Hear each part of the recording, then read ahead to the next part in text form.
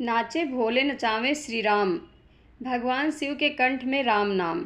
रामायण के सबसे प्राचीन आचार्य भगवान शंकर ही हैं। उन्होंने रामचरित्र का वर्णन 100 करोड़ श्लोकों में किया है। शिव जी ने देवता, दैत्य और ऋषि मुनियों में इन श्लोकों का समान बंटवारा किया तो हर एक के हिस्से में 33 करोड़ 33 लाख 33,333 श्लोक आए। एक श्लोक शेष बचा। देवता, दैत्य और ऋषि ये तीनों एक श्लोक के लिए लड़ने झगड़ने लगे। यह श्लोक 32 अक्षर वाले अनुपुष्ट छंद में था। शिव जी ने देवता, दैत्य और ऋषि मुनियों प्रत्येक को 10-10 अक्षर दे दिए। 30 अक्षर बट गए और 2 अक्षर शेष रह गए। तब भगवान शिव ने देवता, दैत्य और ऋषियों से कहा कि मैं ये 2 अक्षर किसी को भी नहीं दूंगा। इन्हें मैं अपने कंठ में रखूंगा। ये 2 अक्षर रा और मा अर्थात राम नाम है। यह राम नाम रूपी अमर मंत्र शिव जी के कंठ और जिह्वा के अग्रभाग में विराजमान है। जेहि शरीर रति राम सो सोई आदरहि सुजान, रुद्रदेह तजनेह बस वानर भे हनुमान। अर्थात सज्जन उसी शरीर का आदर करते हैं जिसे श्री राम से प्रेम हो।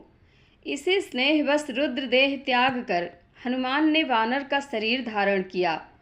भगवान शंकर और श्री राम जी में अनन्य प्रेम है।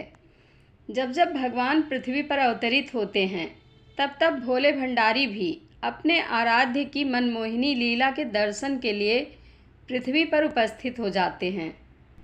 भगवान शंकर एक अंश से अपने आराध्य श्री राम की लीला में सहयोग करते हैं और दूसरे रूप में उनकी लीलाओं को देखकर मन ही मन प्रसन्न होते हैं। शिव भक्त रावण की एक भूल से रुद्र बने हनुमान। एक बार कैलाश पर्वत पर भगवान शंकर ने पार्वती से कहा, जिनके नामों को मैं रात दिन रटता रहता हूँ, वे ही मेरे प्रभु अवतार धारण करके संसार में आ रहे हैं। सभी देवता उनके साथ अवतार ग्रहण कर उनकी सेवा करना चाहते हैं। तब मैं ही उससे क्यों वंचित रहूं? मैं भी वहीं चलूं और उनकी सेवा करके अपनी युगों की लालसा पूरी करूं। सती जी ने कुछ सोचकर कहा, भगवान का अवतार रावण को मारने के लिए हो रहा है और रावण आपका अनन्य भक्त है। उसने अपने सिरों को काट कर आपको अर्पित किया है। ऐसी स्थिति में आप उसे मारने के कार्य में कैसे सहयोग कर सकते हैं? भगवान शंकर ने हंसते हुए कहा, जैसे रावण ने मेरी भक्ति की है वैसी ही उसने मेरे एक अंश की अवहेलना भी की है। मैं 11 स्वरूपों एकादश रुद्र में रहता हूँ। जब उसने अपने 10 सिर अर्पित कर मेरी पूजा की थी तो एक अंश को बिना पूजा किए ही छोड़ दिया था। अब मैं उसी अंश से उसके विरुद्ध युद्ध करके अपने प्रभु की सेवा कर सकता हूँ। मैंने वायु देवता के द्वारा अंजना के गर्भ से अवतार लेने का निश्चय किया है। इस प्रकार 11वें रुद्र ही हनुमान जी के रूप में अवतरित हुए। दास्य भक्ति का रस चखने के लिए शंकर जी बने हनुमान। भगवान सदाशिव ने केवल सती के शरीर का ही त्याग नहीं किया, वरन श्री राम की सेवा के लिए स्वयं के शरीर का भी त्याग कर दिया। वानर रूप हनुमान बनकर भगवान शंकर ने श्री राम जी व उनके परिवार की ऐसी सेवा की आज भी कर रहे हैं और भविष्य में भी अनंत काल तक करते रहेंगे कि सभी को अपना ऋणी बना लिया। श्री राम लला के दर्शन के लिए अवध की गलियों में घूमे उमानाथ। जब श्री राम ने दशरथ नंदन के रूप में कौशल्या के कोख से जन्म लिया तो अयोध्या के जन जन में नित नूतन उत्साह छा गया। अयोध्यापुरी में नित नूतन महोत्सव होने लगे। अथाह अतिथियों का सैलाब अयोध्या की ओर उमड़ पड़ा। श्री राम लला के दर्शन के लिए भोले भंडारी सहित विभिन्न देवता अवध में आए।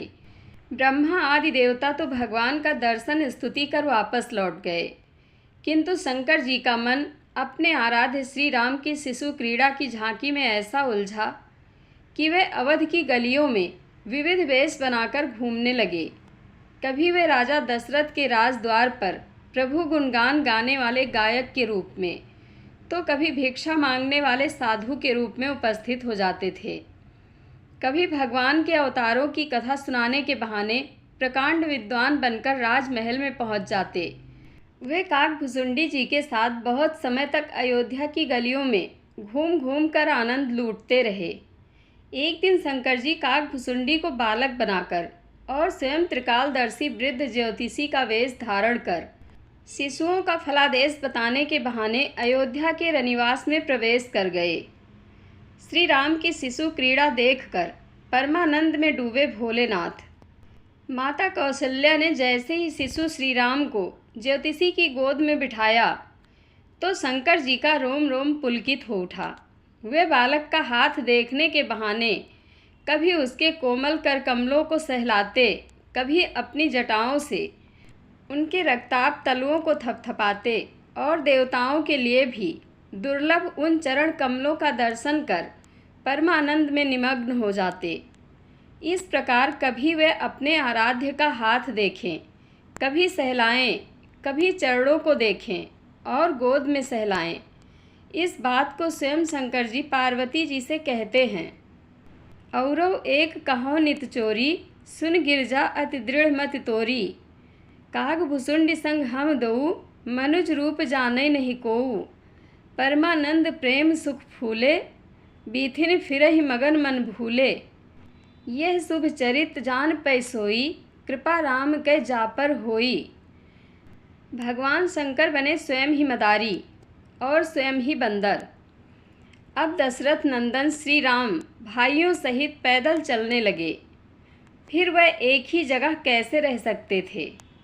जिधर मन आए उधर ही राजमहल के द्वार तक दौड़ लगाने लगे।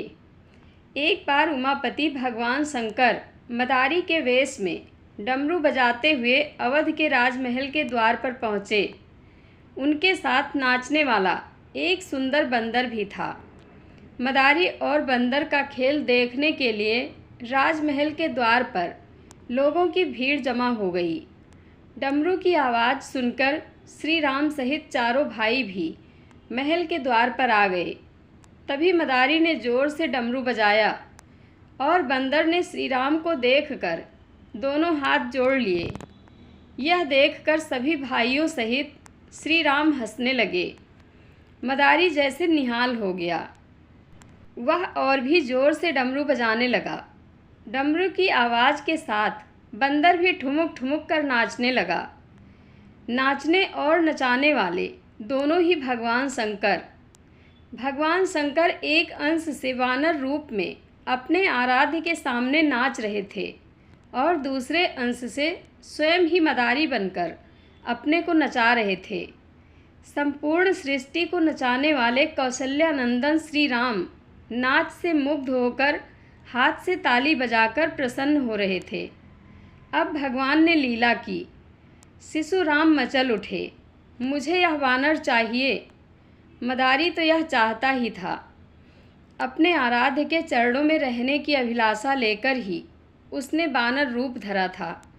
महाराज दशरथ के पुत्र की कामना अधूरी कैसे रहती। अब उस वानर की डोर कौशल्या नंदन के हाथ में थी। नाचे भोले नचावे श्री राम। अब तक भोलेनाथ बंदर के रूप में अपने को ही नचा रहे थे, परंतु अब वह स्वयं नाच रहे थे और नचाने वाले थे अवध किशोर श्री राम। बंदर के सुख और आनंद की सीमा न थी। अब मदारी अदृश्य हो गया।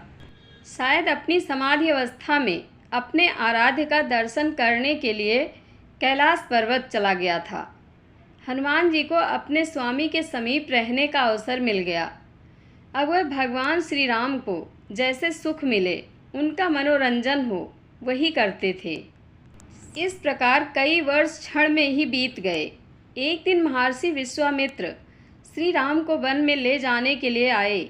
तब श्री राम ने हनुमान जी को एकांत में ले जाकर कहा, मेरे अंतरंग सखा हनुमान, मेरे पृथ्वी पर अवतरित होने का प्रमुख कार्य अब शुरू होने वाला है।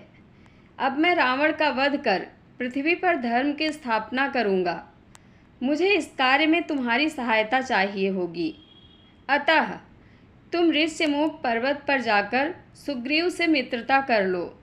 कुछ ही दिनों में मैं वहां आऊँगा। वहां तुम मुझसे सुग्रीव की मित्रता करवाकर वानर भालुओं के साथ मेरे अवतार कार्य में सहायता करना।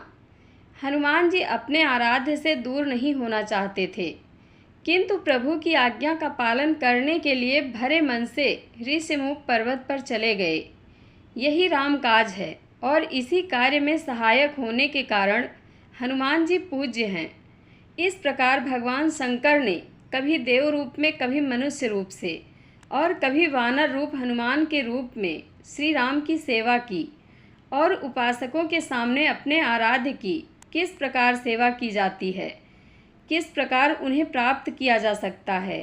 त्रिलोकी में यदि श्री राम का कोई सबसे बड़ा भक्त या उपासक है तो वह है भगवान सदाशिव, जो श्री राम महामंत्र का निरंतर जप करते रहते हैं। भगवान शंकर राम जी के सेवक, स्वामी और सखा तीनों ही हैं। राम जी की सेवा करने के लिए शंकर ने हनुमान का रूप धारण किया। वानर का रूप उन्होंने इसलिए धारण किया कि अपने स्वामी की सेवा तो करूं, पर उनसे चाहूं कुछ भी नहीं, क्योंकि वानर को ना रोटी चाहिए, ना कपड़ा और ना मकान। वह जो कुछ भी मिले उसी से अपना निर्वाह कर लेता है। रामचंद्र जी ने पहले रामेश्वर शिवलिंग का पूजन किया, फिर लंका पर चढ़ाई की। अतः भगवान शंकर राम जी के स्वामी हैं। रामेश्वर शब्द का अर्थ करते हुए रामचंद्र जी ने कहा, राम के ईश्वर। शंकर जी बोले कि नहीं, इसका अर्थ है राम है ईश्वर जिसके। ब्रह्मा जी ने इससे भिन्न अपना मत प्रकट करते हुए कहा कि ये दोनों बराबर हैं। इस प्रकार भगवान शंकर रामचंद्र जी के सखा भी हैं। जय भोलेनाथ, जय श्री राम। धन्यवाद।